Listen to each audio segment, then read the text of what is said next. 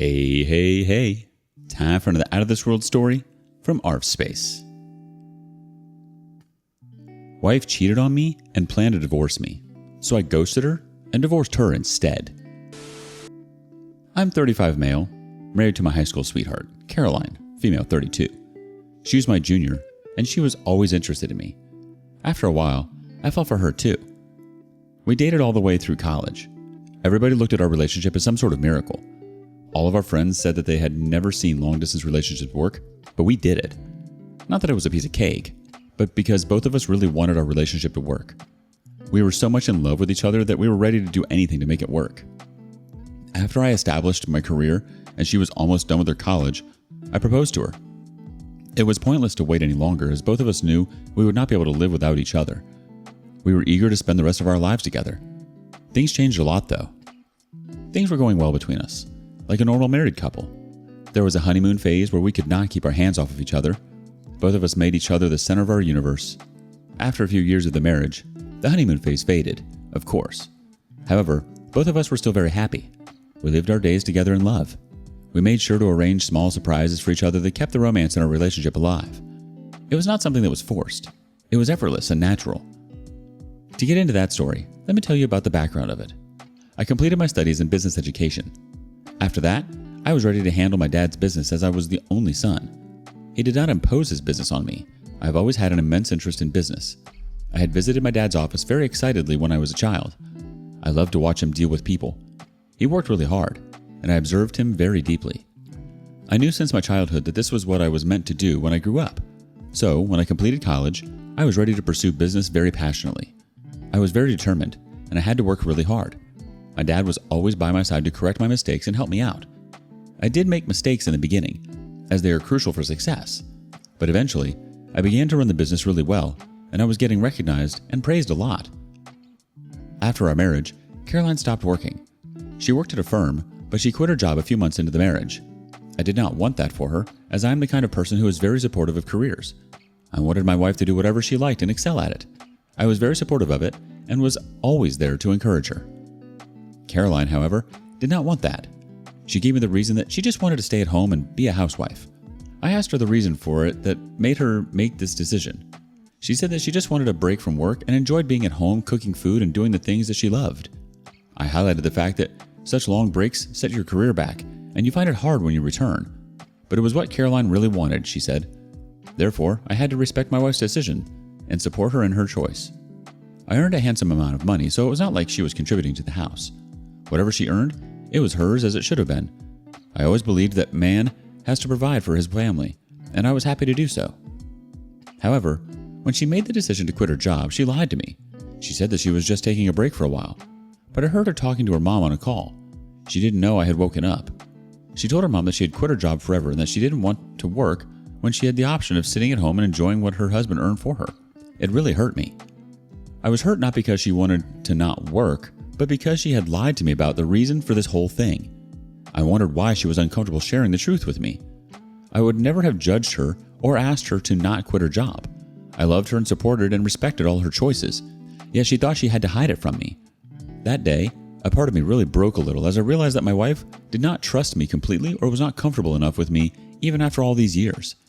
I did not confront her at all, as I did not want her to feel like I was eavesdropping on her conversation with her mother. I just pretended like nothing had happened, and we continued living our lives. After that, I became really conscious about my actions and my behavior. I wanted to make sure that I was not giving any impression in some way that she couldn't trust me. I tried my best to give her a safe, secure, and comfortable space around me. I was good to her. As Caroline had quit her job, she really was making an exceptional housewife. She kept herself busy at home. She made a nice dinner for both of us. I loved her cooking and her baking. I loved how she was always trying new dishes and new sorts of cakes, and she was really good at it. But she was also quite invested in home settings and decor. She was always keeping our furniture quite up to trend and making new settings. There is no doubt in admitting that she was exceptional at it. I know people whose wives stay at home, but they neither cook that well nor keep the house good. Caroline had good taste. She was good with colors and settings. She seemed very happy and at peace like that, so I was happy for her. I was glad that she was not stressing about work-related things and was living her life as she had wanted. However, somewhere in my head, I still wondered why she had lied to me. Should I read this to be any red flag? I think her choosing to stay at home should have warranted a serious conversation in which you both discuss where you are at financially and if it's feasible for her to do so and for how long. You have a right to feel how you do. If she can't talk to you about this, what else is she hiding? Update 1. Thank you for your comments. Yeah, I kept trying my best to be good to her. A few months later, a small conflict arose among us when we got to talk about starting a family and having children. It had been 3 years into our marriage and everything was just great. I just felt like I was missing the presence of my children, and so I decided to discuss this with Caroline. Her reaction was not what I expected at all. She really flipped out, as if I had demanded something without considering what she thought about it. I stayed calm and made her realize that I was not demanding it from her. Of course, I was just trying to discuss it with her as it was something that I wanted and had been thinking about. She got really mad at me and shouted and went into the room, slamming the door behind her. I was completely shocked at the reaction. It was just so abnormal. I was obviously never going to force her for anything that she did not want. It was her body and it was up to her if she wanted it or not. And I would never force her for something like that. I just found it weird that she was not being reasonable about it at all. How hard was it to talk about it and have a proper conversation instead of barging off and slamming doors behind her? I was mad at her too after that. I did not know our relationship had become the kind where we could not communicate with each other without her getting mad at me. I decided that this time, I would not talk to her or make up for her until she realized her mistake.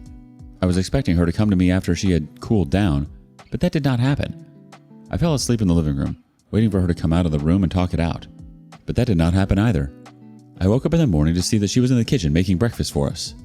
I went into the kitchen and stood for a few minutes, hoping that she would talk. But that did not happen. She pretended as if I was not even present.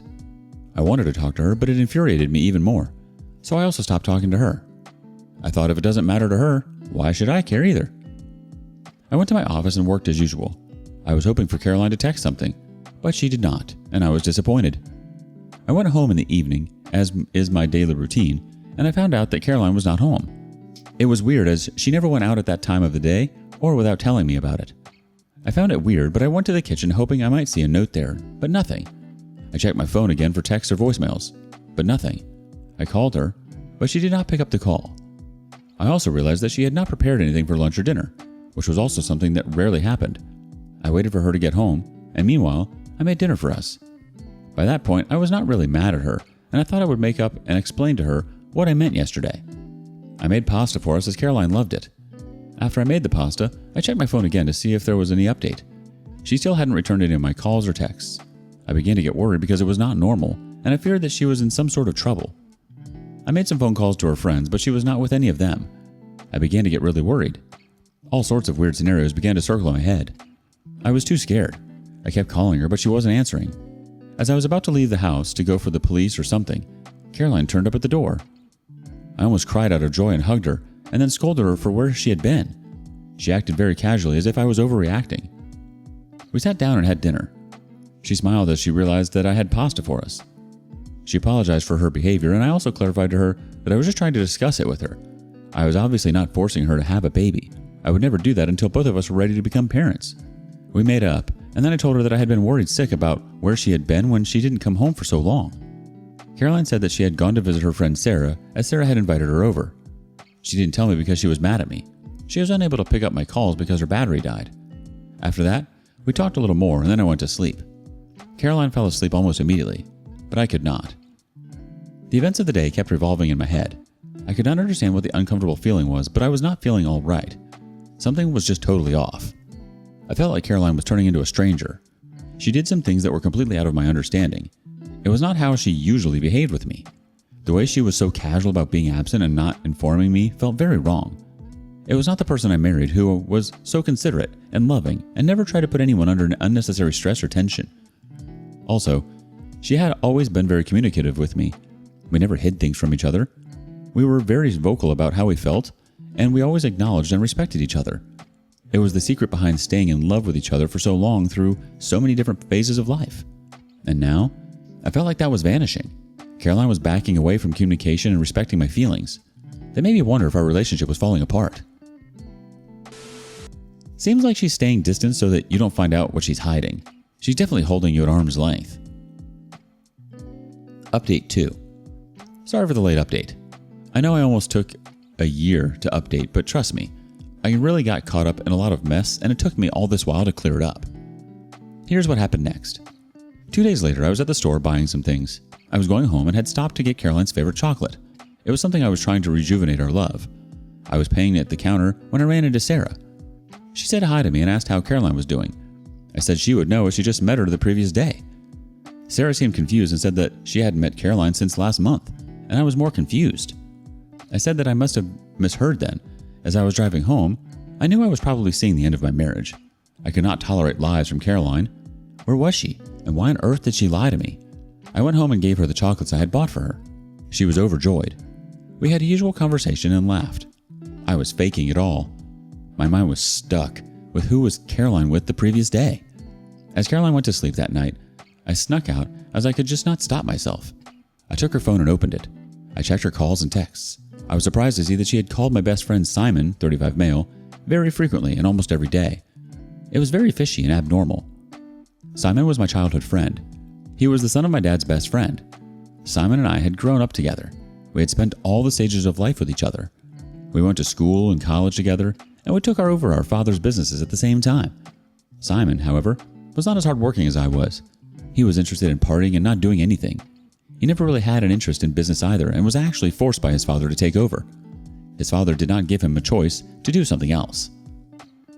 Simon was good friends with Caroline, of course, as she had been with me for so long. I liked the fact that they got along well when we started dating because I had seen people with difficulties when their friends and their partners did not get along well. I always wanted my partner to get along with my best friend, and I was very happy when I got that. During the high school and college times, we hung out together and enjoyed a lot. I'm glad that I had the two people who were closest to my heart in all steps of my life, my lover and my best friend. The next day I went to meet Simon. I was just curious. I was obviously not going to ask him about those calls, but I just wanted to see if I caught on to something from meeting him. I went to his office and as usual, he was out. He was running his business very poorly because of his immense carelessness and unprofessional behavior. I called him and he asked me to wait for a few minutes as he was almost there. He met me in the same cheerful greeting manner that he always did. He asked if I would like to eat or drink anything and I asked him for coffee. We talked about a lot of things, and when I was about to leave, he asked me about Caroline and how she was doing. He remarked that he hadn't talked to her in ages and he must invite us over for dinner. I smiled and said that we would love that as a reunion. As I got out of his office, I knew Caroline was cheating on me with this guy. I didn't even need to have proof because I knew that already. It was just something that I could see in his ugly eyes. It was right there. But of course, I needed some proof to go about it the right way. I went home and faked the rest of the day with Caroline. When Caroline went to take a shower, I took her phone and installed a tracker on her phone. That app allowed me to access her phone and see all her texts and calls and every activity on her phone. I was ready to get some filthy evidence and divorce her. The next morning, the first thing I did was call my lawyer. I discussed the matter with him in detail. I told him that I did not want to share anything with her after the divorce. She did not deserve a single penny. The lawyer said that if the evidence was solid enough, it was possible that she would not make money out of the divorce. I was going to make sure that was going to happen. I kept a check on Caroline's phone, and yes, I got the proof almost immediately. There was an exchange of texts between Caroline and Simon. Their conversation was disgusting. It made me sick to the core. Caroline was saying that she would file for divorce in a few weeks and that whatever she would get out of the divorce, she would share it with Simon, and they would get married soon. Apparently, she was actually in love with Simon, and that was more painful for me. I took the screenshots and was relieved that I had gotten the much-needed evidence to solidify my case. I then texted them to my lawyer, and he said that things were looking really great for me. He immediately filed for divorce and filed a case against Caroline too. I didn't go home that day. I decided that I was only going to see her in the court. I was not going to talk to her or even let her say a single word to me. I could not tolerate her filthy existence around me. I took an apartment on rent as I knew that it would take me a while before the case ended, and I could not be around her. She was sent the divorce notice, and I am sure she was really shocked. She sent me billions of texts asking what it was and where I was, but I was not going to answer. She was going to be ruined in so many ways. The court process began, and I had to go to the court regarding it. Everything was in my favor as I had proof for everything. The proceedings carried on for a few months, but they ended in my favor. During those months, she kept trying to reconcile and apologize, but I pretended like she did not exist, and I did not even allow myself to feel the pain that I was going through. Caroline got almost nothing out of the divorce because her intentions were crystal clear to everyone. She had no savings as she hadn't worked a day since our marriage. She had been with me for my money and had been cheating on me with my best friend. My best friend was after my money and success too, and he wanted to get it through my wife. I never talked to Simon again. He never came to me either. He must have known that I would punch him in the face if he ever talked to me again. Simon did not marry Caroline as expected. He only wanted to get the money out of her. But that never happened. When Simon's father got to know about his reality through my dad, he despised him. He was already very ashamed of his loser son because he was depreciating his dad's business every day while I was able to scale my dad to the next level. The trauma of being betrayed by your wife and your best friend is not easy. I had lost two of the closest people to me who had been with me for so long. Life began to look very hard and ugly, and I was depressed. Thankfully, my parents were there for me in all of this. They stood by me at all the times. My mom convinced me to take therapy and deal with things in the right way. I never wanted to take therapy, but I did it, and I was glad that my mom had forced me to take this step. It enabled me to heal and handle my grief in a better way. I didn't have to stay in the heap of hopelessness and depression. I met Simon a few months later, and I was very depressed in those days. I could not stop myself from lashing out at him. I almost punched him, but I was stopped by the people in the office. Later, I found out that Simon's business was going to be lost. He had lost a lot and had gone through a lot of problems only because of his carelessness and incapability. I threw myself into the business once again as it made me forget everything that had gone wrong in my life. I got better as time makes you forget a lot of things. I had moved on from the extreme pain that was thrown at me. I am proud of who I am and where I stand today despite going through so much in life.